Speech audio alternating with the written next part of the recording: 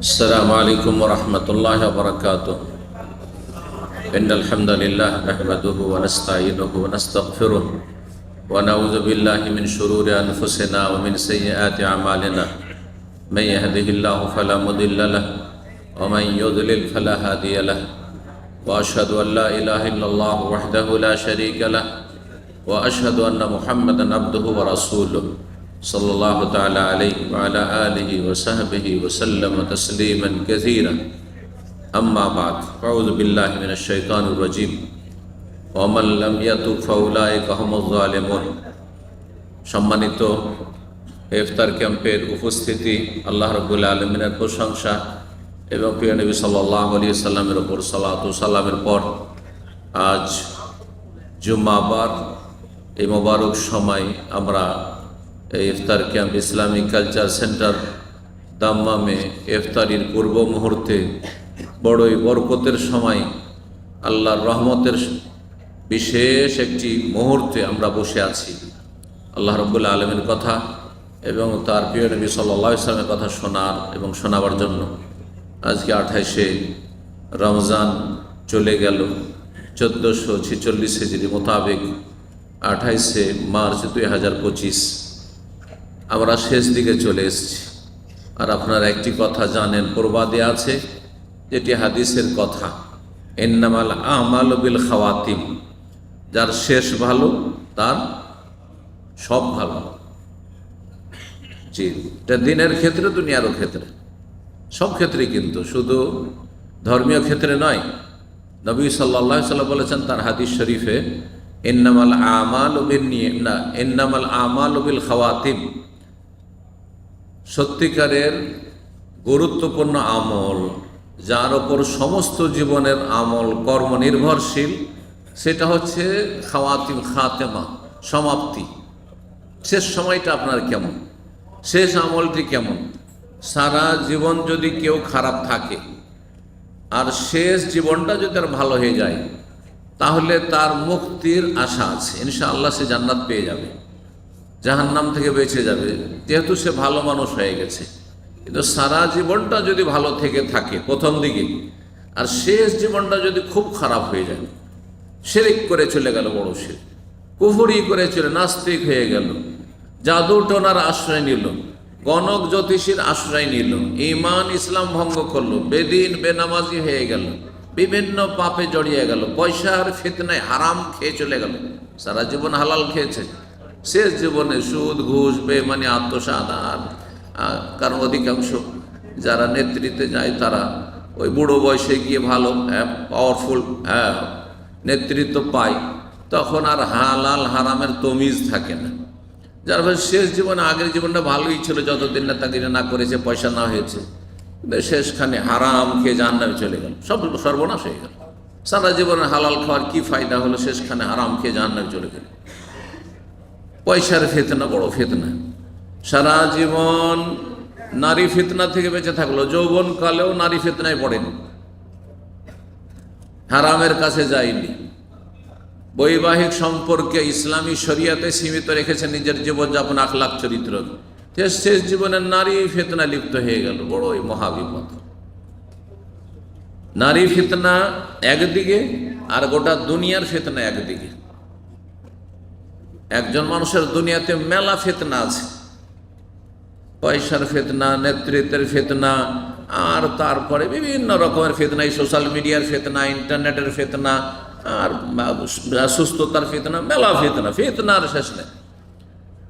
দুনিয়া মেলা ফিতনা রয়েছে, সব ফিতনা এক পাল্লায়, আর এক পাল্লাতে শুধু নারী ফিতনা। এটা নবী সাল্লাল্লাহু আলাইহি ওয়াসাল্লাম রেখেছেন, ফাত্তাকুদ দুনিয়া ওয়াত্তাকুন নিসা, তোমরা দুনিয়ার ফিতনা থেকে বেঁচে থাকো এবং নেশা, নারীদের ফিতনা থেকে বেঁচে থাকো। দুটো পাল্লাই হলো না, এক পাল্লাতে গোটা দুনিয়ার মধ্যে শুধু নারীকে রাখা হয়েছে, নারী ফিতনা, আর এক পাল্লাতে রাখা হয়েছে নারী ফিতনা মানে কি, বেগানা নারীর সাথে যদি আপনার নাজায়েজ হারাম নোংরামি সম্পর্ক হয়ে যায়, জেনা ব্যভিচার সম্পর্ক হয়ে যায়, পরকীয়ার সম্পর্ক হয়ে যায়, এটা বড় ফিতনা। ভালো ভালো মানুষের বিবেককে একেবারে শেষ করে দেয়, বিবেকহীন হয়ে যায়, অন্ধ হয়ে যায় মানুষ। ফাত্তাকু দুনিয়া, দুনিয়ার সমস্ত ফিতনা থেকে বেঁচে থাক। ওয়াত্তাকুন নিসা, এবং বিশেষ করে নারীদের ফিতনা থেকে বেঁচে থাক। নারীদের ফিতনায় বনি ইসরাইল, মূসা আলাইহিস সালাম, ঈসা আলাইহিস সালামের জাতি ধ্বংস হয়েছে, হাদিসে রয়েছে। আর তিরমিজির হাদিসে রয়েছে শেষ নবী মুহাম্মদ সাল্লাল্লাহু আলাইহি ওয়াসাল্লাম উম্মতের বড় ফিতনা হচ্ছে ফিতনাতু উম্মতি আল মাল, লিকুল্লি উম্মাতিন ফিতনা। প্রত্যেক সম্প্রদায়, প্রত্যেক উম্মতে এক একটি ফিতনা বড় আকার ধারণ করেছিল।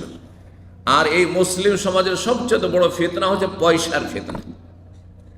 কোথা থেকে ইনকাম, কোথায় খরচ, এই দুটোর জবাব দেওয়ার জন্য প্রস্তুত থাকতে হবে। ইনকাম সোর্স কি, আর আপনি কোন কোন ক্ষেত্রে ব্যয় করেছেন আল্লাহর এই আমানতকে। আপনার বাবার পয়সা না, আমার বাবার পয়সা না, এটি রবের আমানত। এক হাত থেকে আর এক হাতে আল্লাহ দিয়ে থাকেন, কখনো আমার হাতে, কখনো আপনার হাতে, কখনো আমিরের হাতে, কখনো গরিবের হাতে। সুতরাং যাতে করে আমাদের পাপ না হয়, কিন্তু পাপ হবে, মানুষের পাপ হবে, ইচ্ছে করে অহরহ নয়, অনিচ্ছাকৃত হতে পারে। মাঝে মাঝে শয়তানের সাথে আমাদের সংঘর্ষ, লড়াই চলছে। এই লড়াই মাঝে মাঝে শয়তান, যখন কুস্তি হয়, লড়াই হয়, তখন যে বেশি শক্তিশালী সে সব সময় যে সে জিতবে জরুরি নয়, অনেক সময় সেও হেরে যায়। তো বড়ই ইমানদার লোকেরা বড় শক্তিশালী, যে যত বেশি ইমানদার, কিন্তু তারপরে আমাদের প্রত্যেকের কিন্তু ইবলিশ শয়তানের সাথে আর তার চেলা যতগুলি জিন শয়তান আছে, আর মানুষ শয়তান তো আছে, মানে খারাপ সঙ্গগুলো, খারাপ পরিবেশ, খারাপ সমাজ, এদের সাথে আমাদের লড়াই চলতে আছে, কুস্তি চলতে আছে। এই লড়াইয়ে মাঝে মাঝে ভালো মানুষও হেরে যেতে পারে। যদি হেরে যান তো ঘুরে দাঁড়াইতে হবে, আর হারবো না। এটার নাম হচ্ছে সংশোধন করে নেওয়া, তওবা করা, ফিরে আসা। রমজানের শেষ দিকে তওবার কথা বিশেষভাবে স্মরণ করিয়ে দেব। তওবা করলে মানুষ পরিষ্কার পরিচ্ছন্ন হয়ে যায় গুনাহ থেকে। যেমন গোসল করলে, উজু করলে নাপাকি থেকে, ময়লা আবর্জনা থেকে মানুষ পরিষ্কার পরিচ্ছন্ন হয়ে যায়। রমজানে প্রবেশ করার আগে স্মরণ করিয়ে দিয়েছিলাম যে তওবা করে, গোসল করে, পরিষ্কার পরিচ্ছন্ন হয়ে রমজানুল মুবারকে প্রবেশ করেন, তাহলে রমজান থেকে তাকওয়া, আল্লাহ ভীতি অর্জন করতে পারবেন। এই আল্লাহর ভয়ের যে ট্রেনিং হইল, আপনার প্রশিক্ষণ, তরবিয়ত হলো, এটাকে গোটা বছর, এমনকি আগামী সারা জীবনটা আপনি ধরে রাখতে পারবেন, যদি সত্যি এই রমজান থেকে উপকৃত হওয়ার মন মানসিকতা নিয়ে আপনি রমজানের সূচনা করে থাকেন।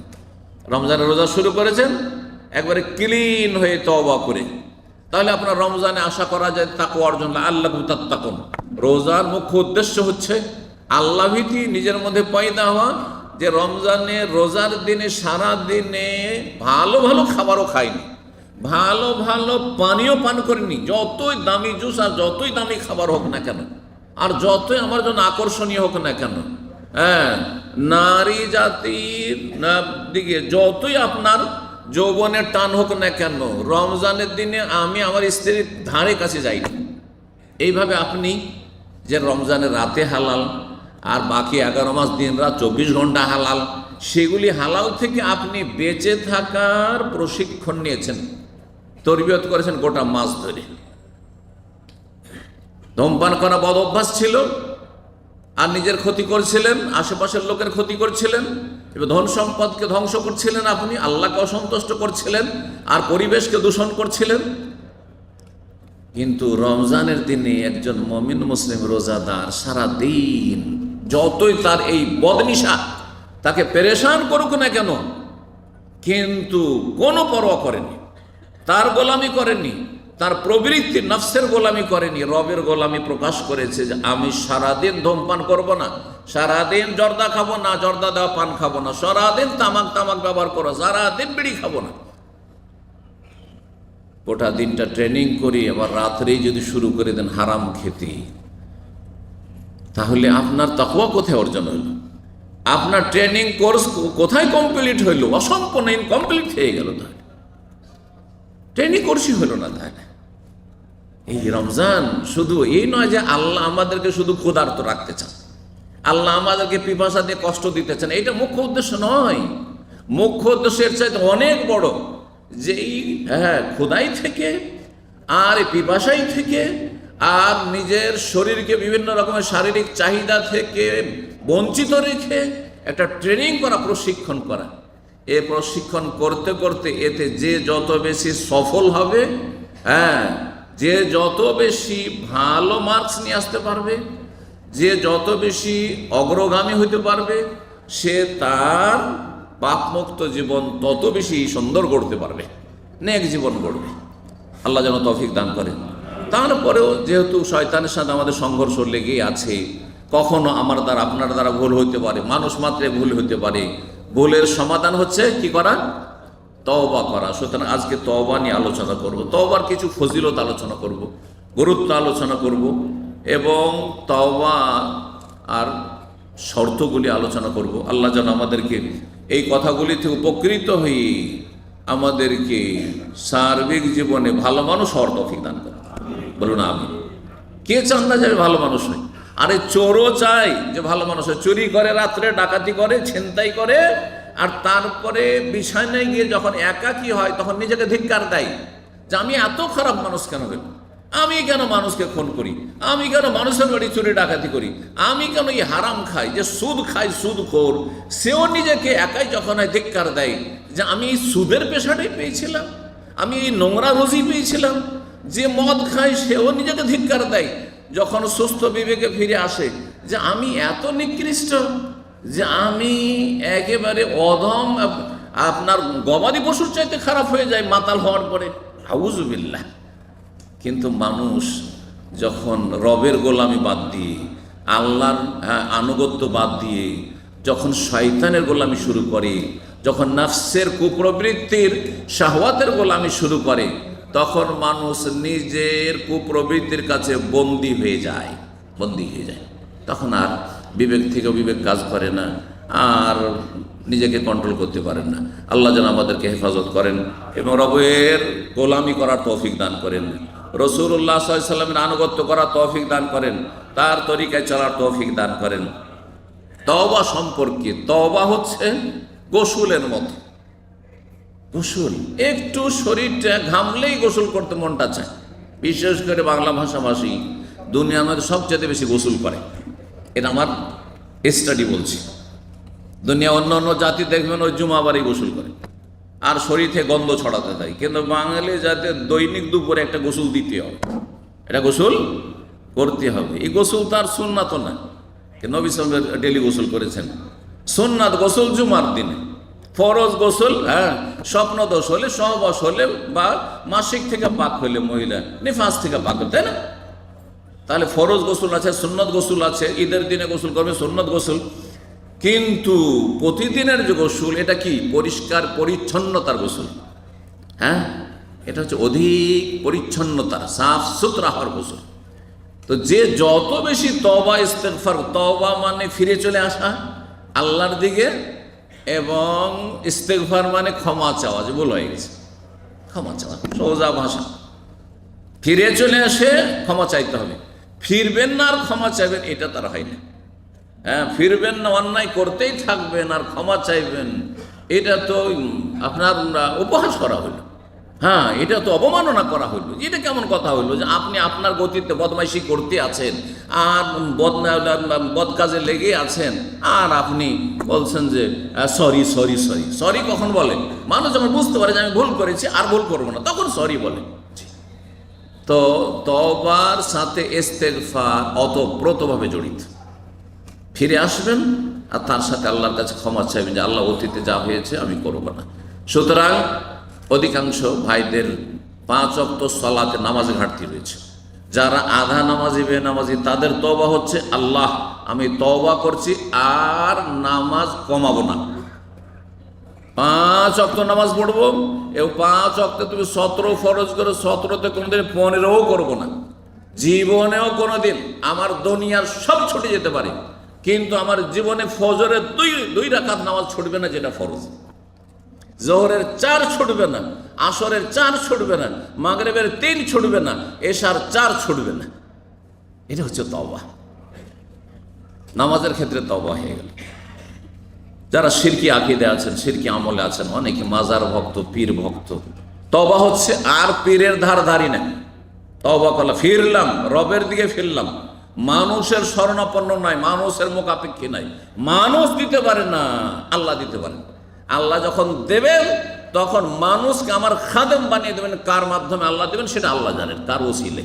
হ্যাঁ, ওসিলা দুনিয়াতে মাধ্যম, হ্যাঁ একজন আরেকজন উপকার করে, কিন্তু আল্লাহ সেটা নিয়োজিত করে দেবেন। আর আপনাকে কারো কাছে ধর্ণা দিতে হবে না।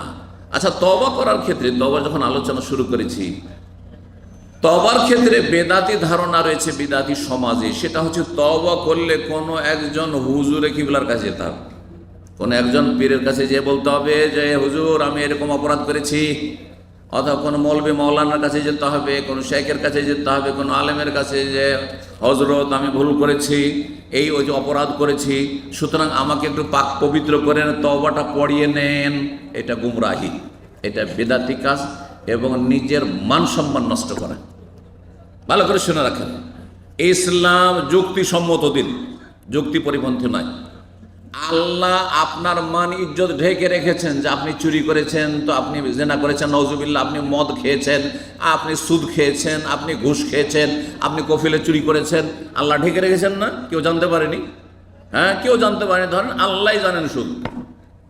তা আল্লাহ যখন আপনার মান ইজ্জত ঢেকে রাখলেন, আপনাকে লাঞ্ছিত অপদস্থ করলেন না, আসামির কাঠগড়ে হাজির করলেন না, তো কেন এই গোপনীয় যে দোষ ত্রুটিগুলি সেগুলি মানুষের কাছে গিয়ে প্রকাশ করবেন আপনি? এটা ইসলাম নয়। এটা কোত্থেকে এসছে?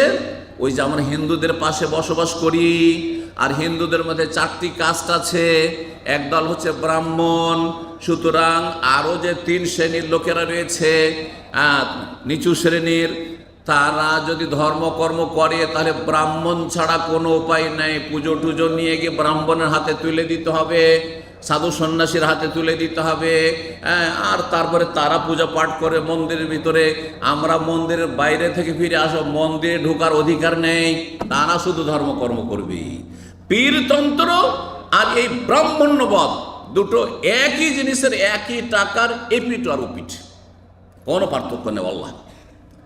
এই জন্য হিন্দুদের ভাষায় ধ্যান, ধ্যান, বুঝতে পারছেন না? আর মুসলিমদের ভাষায়, মুসলিম মানে মুসলিম আমাদের নয়, যা কোরআন সুন্নাহ অনুসারী তারা নয়, যারা বেদাতি মুসলিম, পীরপন্থী মুসলিম, তাদের ভাষায় হচ্ছে ধ্যান কাকে বলে জানে? মোরাকাবা। চোখ বন্ধ করে মোরাকাবা।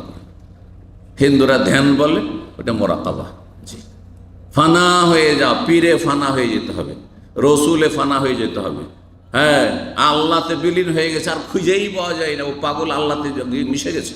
হ্যাঁ, এগুলো কুফরি আকীদা, হিন্দু ধর্ম থেকে এসছে। জি, যার ফলে আমি বারবার এই জন্য বলি যে দেখেন, এই পীর মুরিদিটা ইসলামে নেই, এর কোনো অস্তিত্ব নেই। ইসলামে যা আছে কোরআন সুন্নাতে, কোরআন কারিমে রয়েছে আল্লাহর কথা এবং রসুল সাল্লাল্লাহু আলাইহি ওয়াসাল্লামের কথা। এতে পীর মুরিদের আপনি একজনের অন্ধ মুরিদ হবেন এটা নেই, বরং আল্লাহর মুরিদ হবেন। ওয়াইন কুনতুন্না তুরিদনাল্লাহ ওয়া রাসূলা, সূরা আহজাব আল্লাহ বলছেন, নবীর সহধর্মীদেরকে আল্লাহ বলছেন, তোমরা যদি ওয়াইন কুনতুন্না তুরিদনাল্লাহ, তুরিদনা থেকে মুরিদ, হ্যাঁ, তোমরা যদি আল্লাহ এবং রসুলকে চাও, আপনি পীরকে কেন চাইবেন? আপনি পীরের সন্তুষ্টির মাধ্যমে রবের সন্তুষ্টিতে পেলেন কোথায়? আপনি রবের সন্তুষ্টির মাধ্যমে মানুষের সন্তুষ্টি চাইতে হবে, মানুষের সন্তুষ্টির মাধ্যমে রব নয়। আল্লাহকে রাজি করা আগে মুখ্য উদ্দেশ্য হবে, সেই জন্য বাপ মাকে রাজি রাখি, সেই জন্য রাসূলুল্লাহ সাল্লাল্লাহু আলাইহি ওয়াসাল্লামের আনুগত্য করি, অনুসরণ করি।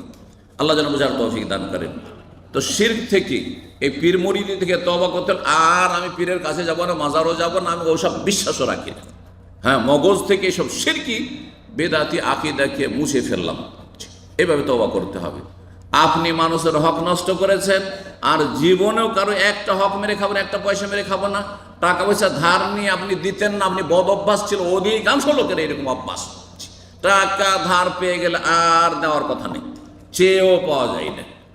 জি, সম্পর্ক খারাপ করতে হয়, টাকা ধার দিয়ে দেন, এটা আমি অভিজ্ঞতা থেকে বলছি। সম্পর্ক খারাপ করতে হয়, টাকা ধার দিয়ে দেন, তারপর সম্পর্ক খারাপ, চাইলে সম্পর্ক খারাপ হবে। আর না হলে কোরবানি করে দেন, আপনি দিয়ে দিয়েছেন আর কিছুই বলিয়েন না। ও ইচ্ছা হলে দেবে, আর না হলে হাসরের মাঠে দেবে, অপেক্ষায় থাকে, ইনশাআল্লাহ পাবেন। আল্লাহ হেদায়েত দান করেন। ভালো ভালো দাড়িওয়ালা মানুষ, কিন্তু টাকা পয়সাকে মানুষের হকের ক্ষেত্রে জানি না এদের জাহান্নাম বলে ভয় আছে কি না, আর এদের জান্নাতের কোনো চিন্তা আছে কি না, শহীদকে যে আল্লাহ মাফ করবে না রাসূলুল্লাহ বলছেন, এসব চিন্তা আছে কি না। হ্যাঁ, তওবা করতে হবে যে আমি কারো কাছে ধার নেব না, আল্লাহর মুখাপেক্ষী হব। আর যদি একান্ত নিতে হয়, নিরুপায় বড় লোক হওয়ার জন্য নেব না, কোন রকম চলার মতো নেব। আর আমি বিকল্প চেষ্টা করব যথাসাধ্য টাইম ফিক্স করে দেবো, টাইমের আগে আমি দেওয়ার চেষ্টা করব। টাইমের আগে, টাইম পার হয়ে চলে যাচ্ছে, কোনো কথাই নেই। টাইম যদি বাঁধার কথা বলেন তাহলে নাকি খারাপ হয়ে গেল, খারাপ আচরণ করলেন। এটা কথা হলো, আপনাকে বলতে হবে কখন দেব। আমাদের কিছু দিনই সার্কেলের ভাইদের বড় দুঃখজনক কথা শুনেছি। একজন আরেকজনকে ধার দিচ্ছে, বলছে ভাই একটু সময়টা বেঁধে দিলে ভালো হইতো, কখন দিবেন। তার সাথে কোরআনে তো আছে লিখার কথা, একটু লিখে দিলে ভালো হইতো। তো বলছে আপনি আমাকে বিশ্বাস করেন না, আপনাকে টাইম বলে দিতে হবে, আবার লিখে আমাকে সই করে দিতে হবে। দেখছেন কেমন সহি আকীদা। এই সহি আকীদাতে জান্নাত পাবে, অত সোজা নয়। আকীদা ঠিক করেন, ইবাদত ঠিক করেন, আখলাক চরিত্র ঠিক করেন, মানুষের লেনদেন ঠিক করেন। একটা পয়সা এক্ষুনি মারা গেলে কেউ আমার কাছে পাবে না, এইরকম মানুষ হওয়ার চেষ্টা করেন। কেউ আমার বিরুদ্ধে আসামির কাঠগড়ায় আমাকে হাজির করতে পারবে না, কেউ হাসর মাঠে একটা পয়সার দাবি করতে পারবে না। আল্লাহ যেন আমাদেরকে এইভাবে ভালো মানুষ হওয়ার তৌফিক দান করেন। তওবা মানে সার্বিক জীবনে তওবা করতে, যার যেখানে খুঁত আছে, যার যেখানে ছিদ্র আছে, ছিদ্রগুলো বন্ধ করুন, তওবা করে ফিরে আসুন, গুনাহ বন্ধ করুন, তওবা করুন। আল্লাহ তৌফিক দান করেন। তওবা করলে পাবেন কি, একটি ফজিলত বলি। তওবা করলে জান্নাত পাবেন, মানে ফিরে চলে এসেছেন, যেদিকে গিয়েছিলেন ফিরে চলে এসেছেন। কোন দিকে ফিরে আসছেন? আল্লাহর দিকে না? আল্লাহর দিকে ফিরা মানে জান্নাতের দিকে ফিরা, ঠিক না? জান্নাতের রাস্তায় যখন ফিরে চলে এসেছেন আর তারপরে চলতে লেগেছেন, তো যাবেন কোথায়? জান্নাতেই যাবেন, ঠিক না? কারণ আপনার রাস্তা তো, গন্তব্যস্থান তো ঠিক হয়ে গেছে। আপনি রাস্তা যে ভুল করেছেন, ভুল রাস্তাতে ফিরে চলে এসেছেন আপনি নিজ টার্গেটে, সুতরাং জান্নাতে যাবেন। সূরা তাহরিমের আয়াত নম্বর 8-এ আল্লাহ বলছেন, ইয়া আইয়ুহাল্লাযীনা আমানু তুবু ইলাল্লাহি তাওবাতান নাসুহা। ঈমানদারগণ, তোমরা আল্লাহর কাছে খালেস দিলে তওবা করো, নিখুঁত নির্ভেজাল তওবা, দুনিয়াদারি তওবা নয়, দেখানো নয়, শোনানো নয়। জি, আর শরীর স্বাস্থ্য রক্ষা করো। অনেকেই ধূমপান ছাড়লো কিসের জন্য? ডাক্তার বলছে আপনার ক্যান্সারের ঝুঁকি আছে, আপনি ধূমপান করছেন, ক্যান্সার আপনার ফুসফুসে, তওবা করলাম। এইরকম তওবা নয়, দুনিয়াদারি তওবা না, আল্লাহর জন্য তওবা করতে হবে। এটি নোংরা জিনিস, সেই জন্য ছেড়ে দিলাম। তাওবাতান নাসুহা আসা রব্বুকুম আইয়ুকাফিরা আনকুম। তওবা করলে এক লাভ হচ্ছে, তোমাদের গুনাহগুলিকে আল্লাহ মোচন করে দেবেন, গুনাহ মাফ হয়ে যাবে। তওবা করলে কি হয়ে যাবে? গুনাহ মাফ হয়ে যাবে। ওয়া ইউদখিলাকুম জান্নাত, বহু বাগান বিশিষ্ট জান্নাতে আল্লাহ দাখিল করবেন। তাহলে তওবা করলে কি পাবেন?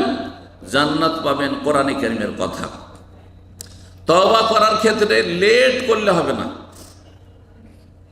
লেট করে হঠাৎ করে মর্মান্তিক যখন অ্যাক্সিডেন্ট অথবা একবারে শেষ অবস্থা, হঠাৎ করে হার্ট অ্যাটাক হয়ে গেছে, আর বাঁচবো না, তখন তওবা করছি, তওবা পড়ারে তওবা পড়া, আস্তাগফিরুল্লাহ আস্তাগফিরুল্লাহ পড়ছেন, এটাতে কাজ হবে না।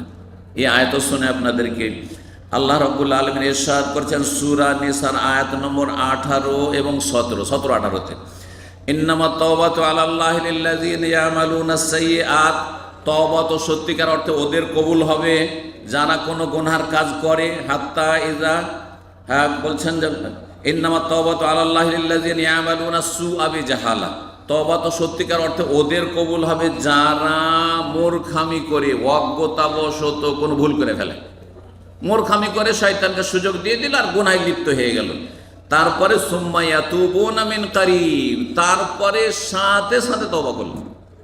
এই নয় যে নামাজ ধরবো আর 5টা বছর থাকি, এখন তো বেশি বয়স হয়নি, সৌদি আরব এসেছি, তো উমরাটা করলাম, একটু নামাজে এগিয়েছি, হজটা বড় হজ করি, তখন তওবা করব, চলবে না? না না, তওবা কবুল হবে না আপনার। অনেক টাকা ঋণ করে এসেছি, সুতরাং এখন হারাম ছাড়লে তো 2 বছর 3 বছর ঋণ পরিশোধ করতে পারবো না, তো একটু হারাম খাই আর সুদি কারবার করি, আর তারপরে যখন দেখব যে আমি ঋণ মুক্ত হয়ে গেছি 2-4 বছর পরে, তখন আমি তওবা করে নেব। তওবা কবুল হবে? হবে না। কোরআনের কথা আল্লাহ বলছেন, যারা অজ্ঞতাবশত কোনো ভুল করে ফেলেছে, সুম্মা ইয়াতুবুনা মিন কারিব, তারপরে কাছাকাছি সময়ে দ্রুত তওবা করে নিল, সাথে সাথে যদি তওবা করে, ফাউলাইকা ইয়াতুবুল্লাহু আলাইহিম, তাদের তওবা আল্লাহ কবুল করবে। কানাল্লাহু আলিমান হাকিম, আল্লাহ সবকিছু জানছেন এবং তিনি প্রজ্ঞাবান। ওয়ালাইসাতিত তাওবাতু লিল্লাযিনা ইয়ামালুনাস সাইয়্যাত, ওদের তওবা কবুল হবে না। আল্লাহ বলছেন ওদের তওবা কবুল হবে না। আল্লাযিনা ইয়ামালুনাস সাইয়্যাত, যারা পাপ করতেই থাকে, গুনাহ করতেই আছে, হাত্তা ইযা হাদার আহাদাহুমুল মউত, এমনকি মরণের মুহূর্ত ঘনিয়ে এসেছে, মারাত্মক রোগে আক্রান্ত, ডাক্তার বলছে ক্যান্সার তোমার, ডাক্তার বলছে তোমার সব ব্লক হয়ে গেছে, ডাক্তার বলছে তোমার ব্রেন স্ট্রোক হতে যাচ্ছে, তোমার এই রকমের ঝুঁকি, আর বেশি দিন বাঁচবে না তুমি, তখন তওবা করছে। আরে না, যথেষ্ট সময় ছিল চিন্তা করার, কেন এত কেন বিলম্ব? একেবারে যখন মালাকুল মউত একেবারে শেষ মুহূর্তে, তখন আর তওবা কবুল হবে না। যদি অসুস্থ অবস্থাতেও কেউ যদি তওবা করে, তওবা কবুল হওয়ার চান্স আছে, কিন্তু সেই তওবার কোয়ালিটি অত ভালো না। আর যখন একেবারে মালাকুল মউত চলে এসছে, 2-4-5 মিনিটের মধ্যে এখন রূহ চলে যাবে শরীর থেকে বেরিয়ে, আর আযাবের ফেরেশতাদেরকে দেখে ফেলেছে, তখন যারা তওবা করে তাদের তওবা কবুল হয় না, তখন তওবা দরজা বন্ধ হয়ে যায়। হাদিসে রয়েছে তওবা দরজা তখন বন্ধ হয়ে যায়, কোরআনে কারীমেও রয়েছে। মরণ আসার সময়, মরণ যখন চলে এসছে, তখন যদি বলে ইন্নী তুবতুল আন, আমি এখন তওবা করছি, তাহলে আল্লাহ ও তওবা কবুল করবে না। ওয়ালাল্লাযিনা ইয়ামুতুনা ওয়া হুম কুফার, যারা কাফের হয়ে মারা গেছে, নাস্তিক হয়ে মারা গেছে, হ্যাঁ নাস্তিক হয়ে মারা গেছে, কাফের হয়ে মারা গেছে, ইসলামে বিশ্বাসী ছিল না, হ্যাঁ তাদের হিন্দু সংস্কৃতিতে বিশ্বাস ছিল, খ্রিস্টান ধর্মে বিশ্বাস ছিল, হ্যাঁ আল্লাহ পরকাল বলে কোনো বিশ্বাস ছিল না, মারা গেছে, ওদের জানাজা সারা দেশের সমস্ত মানুষ পড়লেও মাফ হবে না, এত সোজা নয়। এবং কোন মুসলিমের জেনে শুনে কোনো নাস্তিকের জানাজা পড়া জায়েজই নয়, হারাম যে কোনো নাস্তিক বেদিনে জানাজা পড়বেন, যে আল্লাহ পরকালে বিশ্বাসী নয়, সেটা সুস্পষ্ট। আল্লাহ হেদায়েত দান করুন। তওবা করলে দুনিয়ারও ফায়দা আছে। সূরা নূহে, সূরা হুদে সে ফায়দাগুলি, হুদ আলাইহিস সালামের ভাষায় যখন তিনি তার জাতিকে হেদায়েত করছিলেন তখন বলেছেন, এবং নূহ আলাইহিস সালাম 950 বছর জাতিকে হেদায়েত করেছেন। তখনকার মানুষরা 1000 বছরের বেশি বাঁচত। নূহ আলাইহিস সালামের বয়স 1000-এর বেশি ছিল।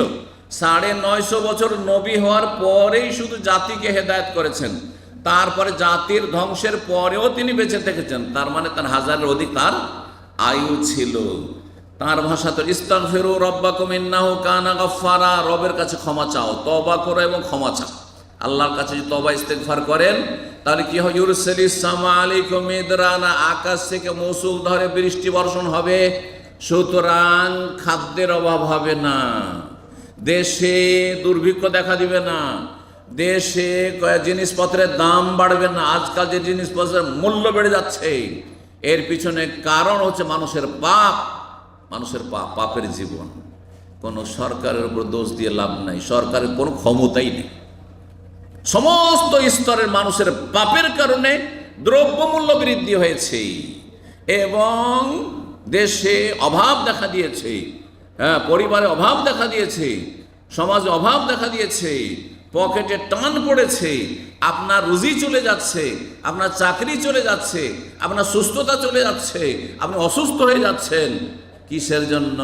পাপের কারণে। জি, আকাশ থেকে মুষলধারে আল্লাহ বৃষ্টি দেবেন, এটা একটা ফায়দা, দুনিয়ার ফায়দা, নগদ ফায়দা।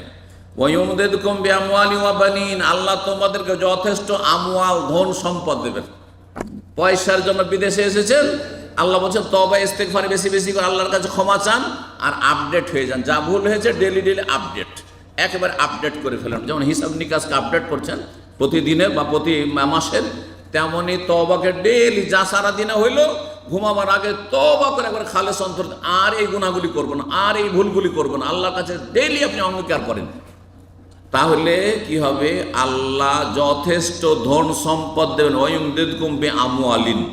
আচ্ছা, অনেকে নিঃসন্তান রয়েছেন, অনেকের কন্যা সন্তান আছে কিন্তু ছেলে সন্তানের আকাঙ্ক্ষা নেই, অনেকের ছেলে সন্তান আছে কিন্তু কন্যা সন্তানের ময়ের আকাঙ্ক্ষা মন চাইছে কিন্তু নেই। আল্লাহ ওয়ায়ুমদিদকুম বিআমওয়ালি ওয়া বানিন, আল্লাহ সন্তান সন্ততিও দেবেন, আল্লাহ ছেলে মেয়েও দেবেন। আপনাকে ছেলে মেয়ে লাগবে, জনবল লাগবে, জনবলও দেবেন। জনবল অত্যন্ত মূল্যবান, শুধু পয়সাতে কিছু হয় না। কিন্তু আজকালকার অধিকাংশ মানুষরা পশ্চিমা সভ্যতায় এবং ইসলাম বিরোধী মিডিয়াতে এত বেশি প্রভাবিত হয়েছে, মনে করছে পয়সা হইলে সুখী আর ছেলেমেয়ের সংখ্যা বেশি হইলে দুঃখী। এটা কিন্তু মূর্খামি। অনেক সময় পয়সা কাজে আসে না, কিন্তু জনবল বেশি কাজে আসে। আপনার 5টা ছেলে আছে, 10টা ছেলে মেয়ে আছে, ওরাই কাজে আসে। অনেক সময় মেয়ে ছেলের চাইতে বেশি কাজে আসে, অনেক সময় নিজের ছেলের চাইতে বেশি জামাই বেশি কাছে আসে। আপনার মেয়ের ওসিলায় না ভালো জামাইটা পেয়েছিলেন আপনি। সুতরাং কখনো আপনারা কোনো জিনিস সম্পর্কে, কোনো নিয়ামত সম্পর্কে এটা অবহেলা করবেন না, আর মনে করবেন না যে এই নিয়ামত আমাদের প্রয়োজন নেই। আল্লাহর সবগুলি নিয়ামত। আল্লাহ কোন জান্নাত, আল্লাহ তোমাদেরকে ফলমূলের বাগান দেবেন, আল্লাহ নদী নালায় পানি দেবেন। পানির অভাব, খরার সময় শীতকালে নদী শুকিয়ে যাচ্ছে, মরে যাচ্ছে, আর বন্যার সময় ডুবিয়ে একবারে ভাসিয়ে দিচ্ছে। সুতরাং পাশের প্রতিবেশীদের কাছে আমাদেরকে দ্বারস্থ হইতে হচ্ছে না, না ওইসব প্রয়োজন নেই। আল্লাহ বলছেন মানুষের দ্বারস্থ হইও না, তওবা ইস্তেগফার করো। ওয়াজআল লাকুম জান্নাতি ওয়াজআল লাকুম আনহারা, নদী নালা আল্লাহ প্রবাহিত করবেন, নদী নালায় পানির কোনো অভাব থাকবে না। আল্লাহকে রাজি করেন, আল্লাহকে খুশি করেন। আল্লাহ যেন আমাদের সকলকে তৌফিক দান করেন। সূরা হুদের 52-তে তওবার ফজিলত ফায়দা সম্পর্কে বলছেন আল্লাহ আরেকটি কথা অতিরিক্ত, ইয়াজিদকুম কুওয়াতান ইলা কুওয়াতিকুম, তোমাদের যতটা শক্তি আছে আরো বেশি তোমাদের শক্তি বৃদ্ধি করবেন। ব্যক্তি জীবনে শারীরিক শক্তি যতটা আছে আল্লাহ শরীরকে সুস্থ রাখবেন। মানসিক শক্তি যতটা আছে আল্লাহ মেন্টাল দিক থেকে, মানসিক দিক থেকে আরো ভালো রাখবেন। এলেম বিদ্যা বুদ্ধি যতটা আছে তার চাইতে বেশি আল্লাহ শক্তিশালী করবেন। পারিবারিক যতটা শক্তি আছে তার চাইতে বেশি আল্লাহ দেবেন। সামাজিক বা রাষ্ট্রীয় যতটা শক্তি আছে মুসলিম দেশগুলির তার চাইতে বেশি আল্লাহ শক্তিশালী করবেন যদি কি করে, তওবা ইস্তেগফার করে। তওবা ইস্তেগফার করে। আল্লাহ বলছেন ইয়া কওমে, হুদ আলাইহিস সালাম নিজের জাতীয়, হে সম্প্রদায়, ইস্তাগফিরু রাব্বাকুম সুম্মা তুবু ইলাইহি, রবের কাছে ক্ষমা চাও। ইস্তেগফার পড়ো, আস্তাগফিরুল্লাহ ওয়া আতুবু ইলাইহি, আর অতুবু ইলাইহি তওবা করো। ইউরসিলিস সামা আলাইকুম মিদরারান, আকাশ থেকে মুষলধারে বৃষ্টি দেবেন। ওয়া ইয়াজিদকুম কুওয়াতান ইলা কুওয়াতিকুম, তোমাদের শক্তি আরো বেশি বৃদ্ধি করবেন, শক্তি আরো বেশি বৃদ্ধি করবেন। আল্লাহ রাব্বুল আলামিন এই কথাগুলি স্বয়ং বর্ণনা করেছেন। আল্লাহ রাব্বুল আলামিন তওবাকে এত পছন্দ করেন, মানুষের সংশোধনকে এত পছন্দ করেন যে মানুষের কাছে ভুল স্বীকার করলে কি করে, মানুষ ছোট মনে করে যে আমার কাছে ভুল স্বীকার করেছে, আর আল্লাহর কাছে ভুল স্বীকার করলে সম্মানিত হয়। সুবহানাল্লাহ। এইটাই স্রষ্টা আর সৃষ্টিতে পার্থক্য। কারো কাছে আপনি নতি স্বীকার করে, ভুল স্বীকার করেন, আপনাকে ছোট মনে করবে, তাই না? এটা হচ্ছে মানুষের বদ স্বভাব। কিন্তু আল্লাহ এর বিপরীত।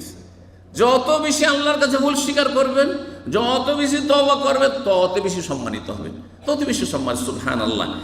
আল্লাহ রাব্বুল আলামিন তওবার দিকে স্বয়ং আহ্বান করেছেন মানব জাতিকে সমস্ত গুনাহ থেকে, এবং তওবা করার নির্দেশ দিয়েছেন, তওবার জন্য উৎসাহিত করেছেন, তওবা কবুলের ওয়াদা প্রতিশ্রুতি করেছেন।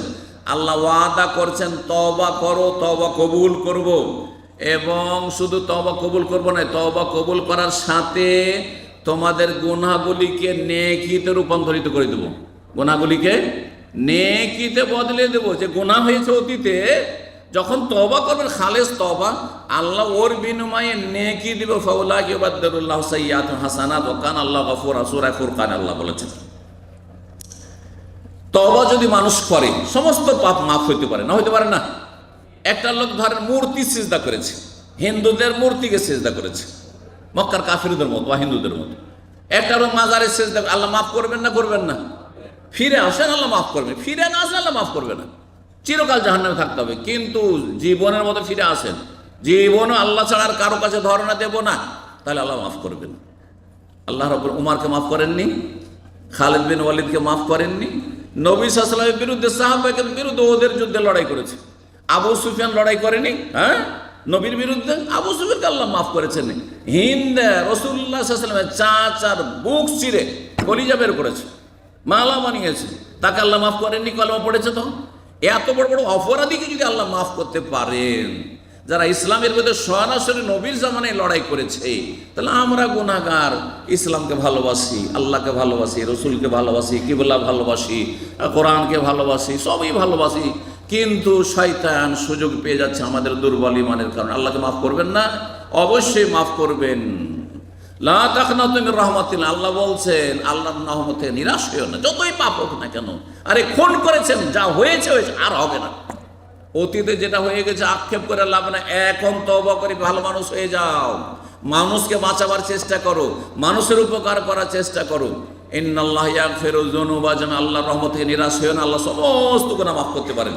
কিন্তু তওবা করলে আল্লাহ কাফেরদেরকে, যারা মূর্তি পূজক ছিল তাদেরকেও বলছেন আল্লাহ, মক্কার কাফেরদেরকে, কুল্লিল্লাযিনা কাফারু, হে নবী কাফেরদেরকে বলো, ইয়ান্তাহু ইউগফার লাহুম মা কাদ, এখনো যদি তারা বিরত হয়ে যায় মূর্তি পূজা থেকে, ফিরে আসে, লা ইলাহা ইল্লাল্লাহ কালিমা পড়ে না, সব মাফ করে দিবেন আল্লাহ, সব ক্ষমা করে দিবেন। ঠিক এইরকমই ইহুদিরা যারা নবী রসুলকে খুন করেছে, নবী রসুলের খুনি, এই ইহুদিদেরকে আল্লাহ দাওয়াত দিয়ে বলেছেন, এই খ্রিস্টানদেরকে দাওয়াত দিয়েছেন আল্লাহ তওবার, যারা তিন মাবুদে বিশ্বাসী, তাদেরকে আল্লাহ বলছেন যে তারা যদি আফালা ইয়াতুবুনা ইলাল্লাহি ওয়াস্তাগফিরুনা, তারা কেন তওবা করে না, কেন ইস্তেগফার করে না? ওয়াল্লাহু গফুরুর রহিম, আল্লাহ ক্ষমাশীল, আল্লাহ বড় দয়ালু, আল্লাহ সবাইকে মাফ করতে পারেন। সম্মানিত ভাতৃমণ্ডলী, স্বয়ং আল্লাহ রাব্বুল আলামিন হাদিসে কুদসিতে আমাদেরকে ডাক দিয়ে বলছেন, সম্বোধন, ইয়া ইবাদি, হে আমার বান্দার, ইন্নাকুম তুখতিউনা বিল্লাইলি আনওয়ান নাহার, তোমরা রাত দিন ভুল করে থাকো। মানুষের স্বভাবই হচ্ছে ভুল করা আর অন্যায় করা, গুনাহ করা। ওয়া নাগফিরুয যুনুবা জামিআ, আমি সব গুনাহ মাফ করব।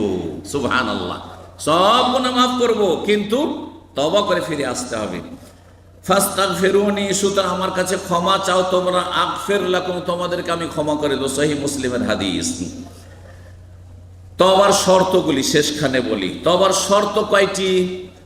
তওবার শর্ত, হ্যাঁ, যে বলবেন হাত তোলেন। কয়টি? 3টি। আল্লাহর হকের ক্ষেত্রে আর মানুষের হকের ক্ষেত্রে। আল্লাহর হকের আর মানুষের হক যদি নষ্ট করে, নামাজ না পড়ে, এখন তওবা করবেন যে আল্লাহ আমি নামাজ পড়বো, তাহলে 3টি শর্ত। রোজা রাখেনি, আল্লাহ আর রোজা ছাড়বো না, আজকে থেকে তওবা করছি, আগামী দিন থেকে যে শুরু করলাম সারা জীবন রোজা রাখবো, তওবা, ঠিক না? তো আর কোনোদিন রোজা ছাড়বো না, তাহলে কয়টি শর্ত? 3টি শর্ত। কিন্তু মানুষের হক যদি কারো টাকা বেইমানি করেছে, 5000 রিয়াল ধার নিয়েছে আর দেয় না, টেলিফোন চেঞ্জ করে ফেলেছে, হ্যাঁ, টাকা নিয়ে দেশে চলে গেছে, বা কারণ মানুষের হক নষ্ট করেছে, মানুষকে মারধর করেছে, মানুষকে গাল দিয়েছে, কষ্ট দিয়েছে, হ্যাঁ, তাহলে কি করতে হবে? কয়টি শর্ত? এই 3টির সাথে আর একটি শর্ত রয়েছে। শর্তগুলো কেউ বলতে পারেন? দেখি আপনাদের কাছ থেকে কিছু শুনি। হ্যাঁ, বলেন। আচ্ছা, কেউ শর্তগুলি কি কি? আমাদের ছাত্ররা বলবেন। এদিকে সব কাউকে ভলেন্টিয়ার পরীক্ষা করা যাক আজকে, ভলেন্টিয়ার কি শিখলো? তওবার শর্ত কয়টি? 4টি। বলেন 4টি। আল্লাহর হকের ক্ষেত্রে, মানুষের হকের ক্ষেত্রে? আল্লাহর হক বলেন, বলেন একটা করে। হ্যাঁ, প্রথম গুনাহ বন্ধ করতে হবে। তওবা তো মুখে পাঠ করা, তার আগে কি পাপটাকে স্টপ, থামিয়ে দিতে হবে, আর গুনাহ বন্ধ। মানে এই নয় যে আজকেও রোজা ছিলাম না আর কালকেও রাখবো না, আবার তওবা, এই তওবা হবে না। হ্যাঁ, গুনাহ বন্ধ, স্টপ। 2 নম্বর, অনুতপ্ত, অনুশোচনা, লজ্জিত হইতে হবে, আল্লাহ আমি চরম অপরাধ করেছি, আল্লাহ খুব লজ্জিত হইতে হবে। জি। 3 নম্বর, আগামী জন্য প্রতিজ্ঞা করতে হবে জীবনেও আর এরকম অপরাধ করব না। 3টি হলো না? মানুষের হক যদি হয় তাহলে, হ্যাঁ, মানুষের হক হলে অতিরিক্ত তার হকটা আদায় করে দিতে হবে, আর না হলে কি করতে হবে? ক্ষমা নিতে হবে। সময় হয়ে গেছে, ইফতার করেন। বিসমিল্লাহ বলে। জাযাকুমুল্লাহ খাইরান। সাল্লাল্লাহু আলাইহি ওয়া সাল্লাম মুহাম্মদ ওয়া আলা আলিহি ওয়া সাহবিহি আজমাইন।